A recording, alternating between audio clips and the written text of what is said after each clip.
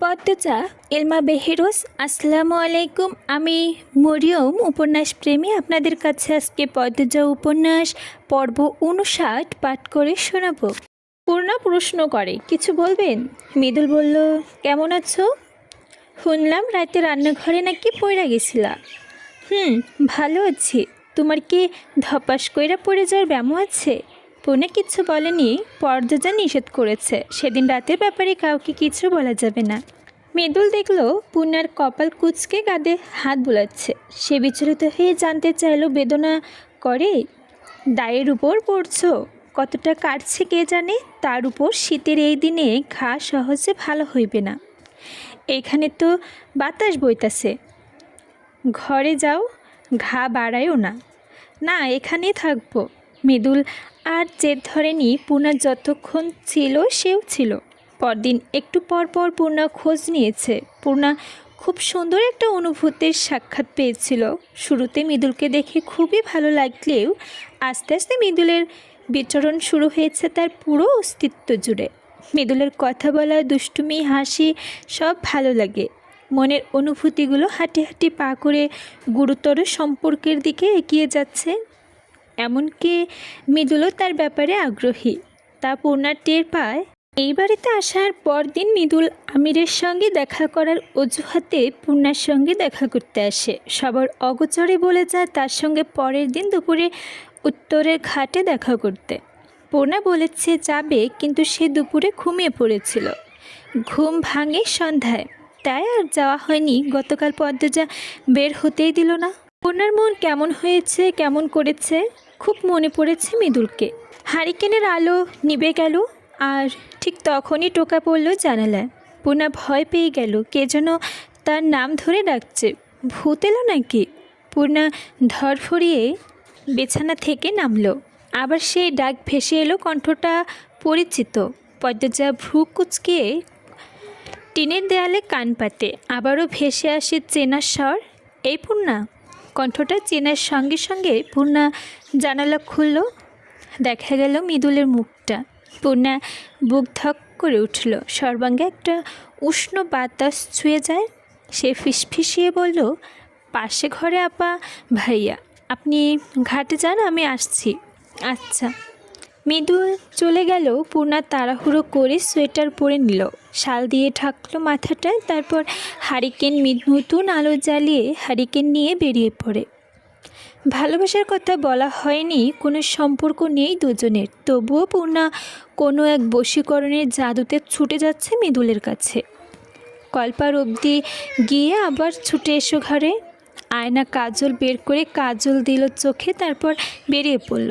ব্যস্ত পায়ে চলে এলো ঘাটে। চারদিকে জোনাকি পোকা জল করে জ্বলছে। একটু দূরে দাঁড়িয়ে আছে মৃদুল। পূর্ণা হাঁটার গতি কমে গেল। সে অকারণে লজ্জা পাচ্ছে। এগিয়ে এলো মৃদুল। তার গলায় মাফলার, মাথায় টুপি আর পরনে সোয়েটার। শীতল জলবাতাসে শীত আরও বেশি জেঁকে ধরেছে।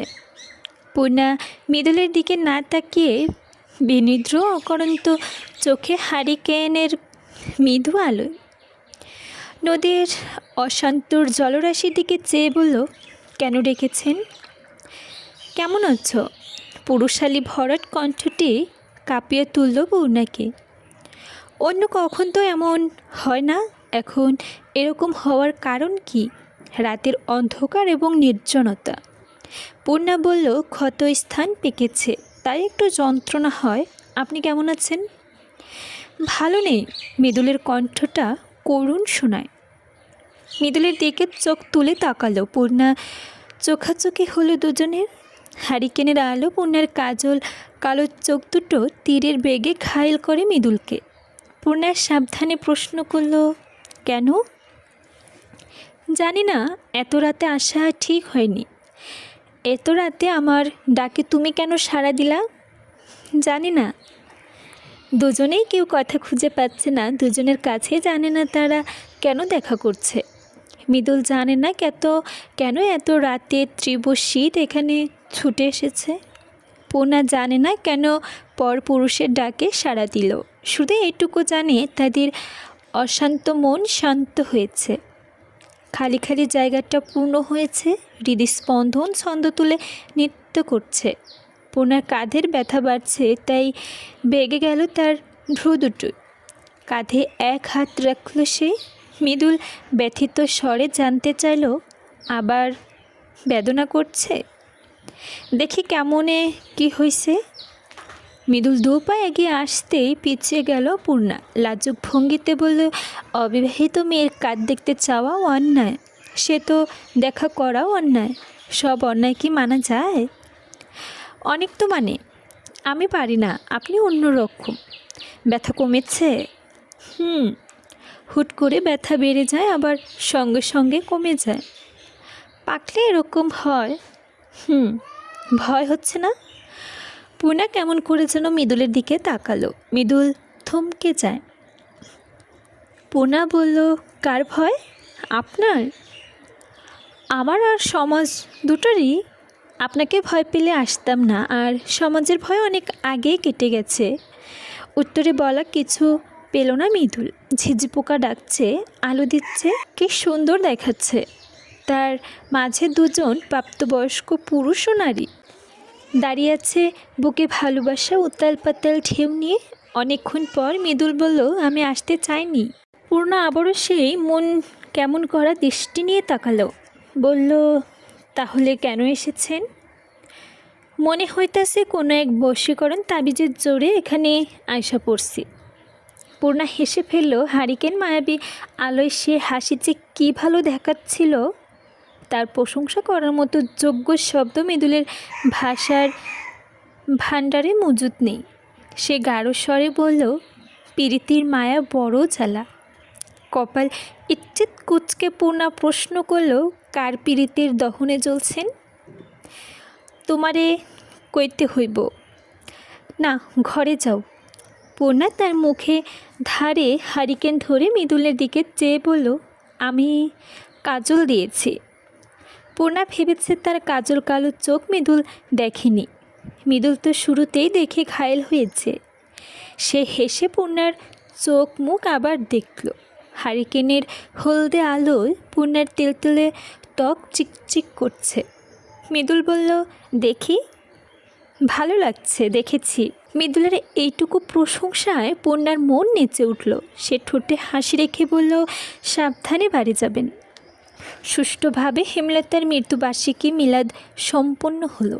বিকেলে মোড়ল পরিবারের সদস্যরা একসঙ্গে আটপাড়ায় মসজিদের সামনে এসে দাঁড়ালো। সঙ্গে বৃদ্ধা মঞ্জুরা আর হিমেলও আছে। মসজিদের কবরস্থানের পাশাপাশি শুয়ে আছে মোর্শেদ, হেমলতা ও পরিজা। কবরের কাছে আসা নিষেধ বলে মেয়েরা দূর থেকে দু চোখ ভরে 3টি কবর দেখছে এবং চোখের জল বিসর্জন দিচ্ছে। মৃত্যুতে এতগুলি বছর পেরিয়ে গেছে, তবুও কবরের সামনে এসে দাঁড়ালে বুকে এত কষ্ট হয়। কাছের মানুষের মৃত্যু হচ্ছে ভয়ানক বিষের নাম। এই বিষ যারা পান করেছে তারাই জানে কষ্টের মাত্রা কতটুকু। পূর্ণা হিসকানুদে সে চোখের জলে স্নান করছে। পদ্মজা ছলছল চোখে তাকিয়েছে কবরস্থানগুলোর দিকে। মা নামক মায়াবতী মানুষটার ছায়া অভাববোধ প্রতিটা পদক্ষেপে সহ্য করতে হয়। কত ভালোবাসতেন তিনি। মাথার উপর তার ছায়া সারা নিঃশ্বাস নেওয়াও দায়ী ছিল। আর আজ এত বছর ধরে পদ্মজা দিব্যে এই মানুষটাকে ছাড়াই বেঁচে আছে। জন্মদাতা পিতা ছোট থেকে অনেক লাঞ্ছনা বাঞ্ছনা করেছেন। কত আকুতি হতে থাকতো পদ্মজা।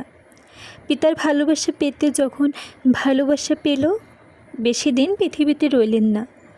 মা মরা মেয়েদের রেখে নিজেও পাড়ি জমালেন ওপারে। তারপর পদ্মজার কোল আলো করে একটা কন্যা পরিজা। পিতামাতার মৃত্যুর শোক কিছুটা হলেও লাঘব হয়, কিন্তু এই সুখও বেশি দিন টিকে না। খুব কম আয়ুকাল নিয়ে জন্মেছিল পরিচা। পদ্মজাকে আধারের গহীনে ছুঁড়ে ফেলে এক এক করে চলে যায় শুকতারারা।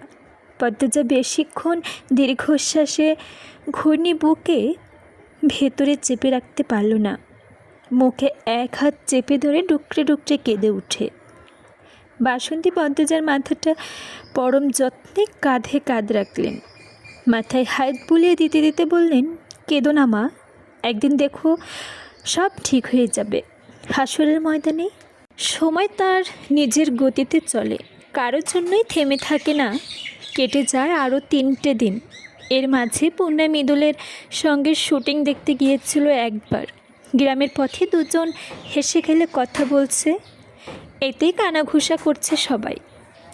এদিকে আমিরের ভীষণ জ্বর, শুকিয়ে গেছে অনেক।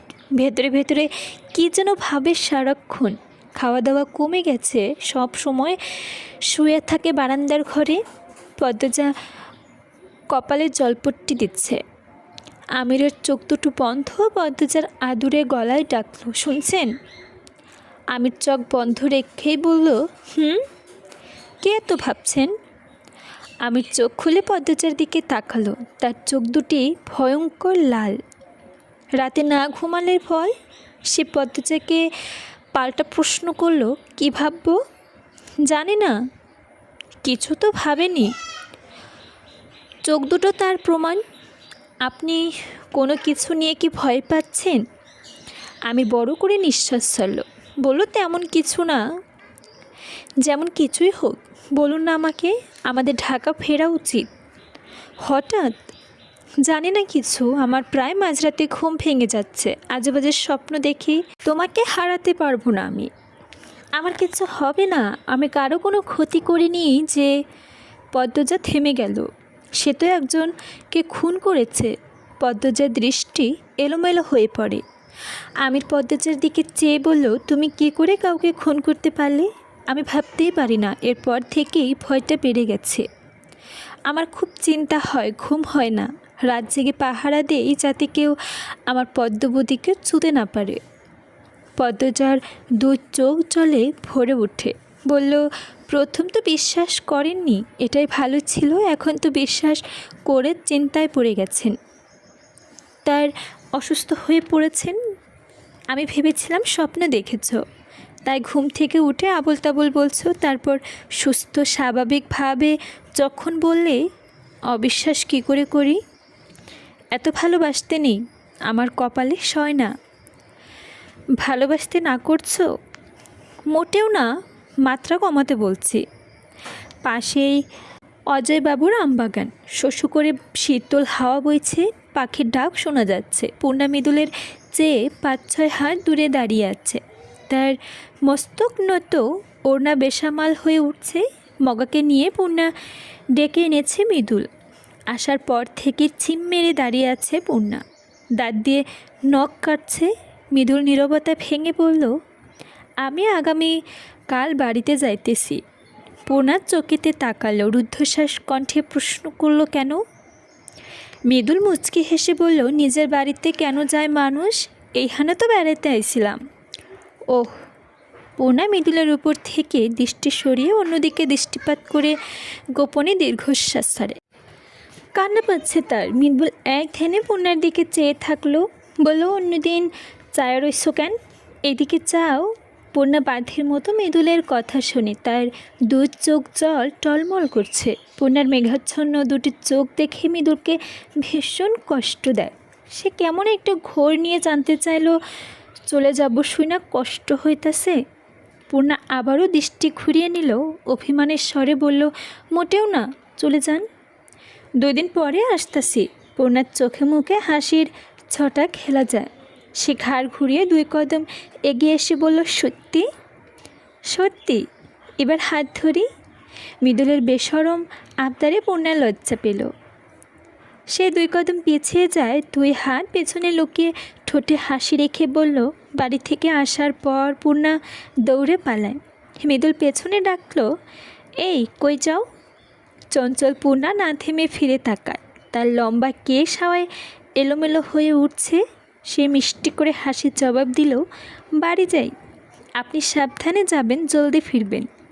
মৃদুর তার গোলাপি ঠোঁট দাঁত দিয়ে চেপে হেসে রেখে মাথা চুলকায়। কি অপূর্ব দেখাচ্ছে গ্রামের চঞ্চল শ্যামবর্ণ মেয়েটিকে।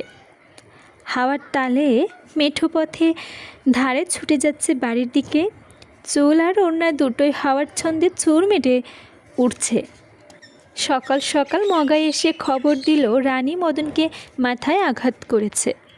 মদন এখন হাসপাতালে ভর্তি। খলিল হাওলাদার রানীকে মেরে আধমরা করে একটা ঘরে বন্দি করে রেখেছেন। এ কথা শুনে পদ্মজা অস্থির হয়ে পড়ে মেয়েকে যে কোনো মুহূর্তে খুন করে ফেলতে পারে। পদ্মজা আমিরকে চাপ দেয় ওই বাড়িতে নিয়ে যেতে, নয়তো সে একাই চলে যাবে। এক প্রকার জোর করে আমিরকে নিয়ে আসে হাওলদার বাড়িতে। হাওলদার বাড়ির পরিবেশ থমথমে নির্জন, সব সময়ই এমন থাকে। এ আর নতুন কি, অন্দরমহলে ঢুকতে আমিরের ওপর ঝাঁপিয়ে পড়ে আকুতি মিনতি করে বলল, বাপ, আমার মেয়েরে আমার কাছে আয়না দাও, নইলে ওর কাছে আমারে লইয়া যাও, তোমার দুইটা পায়ে ধরি। আমিনাকে মেঝে থেকে তুলে আশ্বাস দেয়, আমি দেখছি, সব ঠিক হয়ে যাবে। খলিলের ঘরের দিকে গেল আমির। ফারিনা এসে বিস্তারিত বললেন। রাতের বেলা মদনের চিল্লানি শুনি দৌড়ে সবাই আইসে, দেখি মদন পইরা আছে, মাথা দিয়ে কি যে রক্ত বার হইতেছে, আর রানী হাতে এত বড় একটা ইট। ছেলেটারে দেখা মনে হইতেছিল ওর ওপর জেনে আসর করছে। আর একটু হইলে এতিম ছেলেটা মইরা যাইত। বাবুর বাপ আর রিদওয়ান মিল্লা তাড়াতাড়ি হাসপাতালে লইয়া গেছে, আর এইখানে তোমরা চাচা শ্বশুর রানীরে মায়েরা ভর্তি করে রাখছে। নাক মুখ দিয়ে রক্ত ছুটছে, তবুও থামে নাই। আমরাও অনেক চেষ্টা করেছিলাম বাঁচাইতে, পারি নাই। আলুরে কি যে কান্না করছে, এখন ঘুমাইতেছে। আমির চাবি নিয়ে আসে। আমিনার সঙ্গে যেতে চাইলে আমির বলল, আমি আর পদ্ম যাচ্ছি, রানীকে নিচে নিয়ে আসি, পদ্ম আসো। পদ্মজা ছুটে গেল আমিরের পিছু পিছু। ঘরের দরজা খুলে ঘরে ঢুকতেই রানী তাকালো। রুম্পা যে ঘরে ছিল সেই ঘরে তাকে রাখা হয়েছে। রানী কাঁদছিল, দরজা খোলার শব্দ শুনে বিছানায় হেলান দিয়ে বসে আছে, চোখ মুখ রক্ত শুকিয়ে গেছে। আমির পদ্মজাকে দেখে রানী দৃষ্টি সরিয়ে নেয়। কাউকে দেখতে ইচ্ছা হচ্ছে না তার। সে নিজের জীবন নিয়ে সুখী না। পৃথিবীর সব কষ্ট যেন তার বুকে। এসব মারধর তার গায়ে লাগে না। বাপের কথায় বাড়ির কামলা বিয়ে করলো, এটা তার জন্য একটা অপমানের। কেউ বুঝবে না, সে শুধু মানুষের ভেবে বাড়ির কামলা স্বামী মানতে পারেনি। এতটা উদার সে নয়। সে সে ভালো না। বাপের জোড়াজুড়িতে নাতনিও দিল। তারপর থেকে মদন পেয়ে বসে, কারণে অকারণে তাকে ছুতে চায়। মদনের এক একটা ছোঁয়া রানীর জন্য কষ্ট, বেদনা তাকে কেউ জানাবে না। গতকাল রাতে মদন জোড়াজুড়ি জবরদস্তি করেছিল, তাই রানী নিজের নিয়ন্ত্রণ করতে পারেনি। খালি ড্রামের নিচে থাকা ইট নিয়ে চোখ বন্ধ করে মদনের মাথায় আঘাত করে। এতে সে মোটেও অনুতপ্ত নয়। পদ্মজা রানীর মনের অবস্থা একটু হলেও বুঝতে পারছে। মেয়েটা হাসি খুশি থাকার জন্য বাচ্চাদের সঙ্গে কাবাডি, গোল্লাছুট, কানামুচি কত কি খেলে, তবুও সুখী হতে পারে না। পদ্মজা সাবধানে রানীর পাশে এসে বসল, বলল, খুব মেরেছে? রানী পদ্মজার দিকে তাকিয়ে তীব্র কর্কট কণ্ঠে বলল, তুমি যাই না কী করবা, মলম লাগাইয়া দাও, তাছাড়া কী করণের আছে? আমির কিছু বলতে চাইলেও পদ্মজা থামিয়ে দিল। সে চমৎকার করে হেসে রানীকে বলল, মলম লাগানোর মানুষই বা কজনের ভাগ্যে জোটে আপা?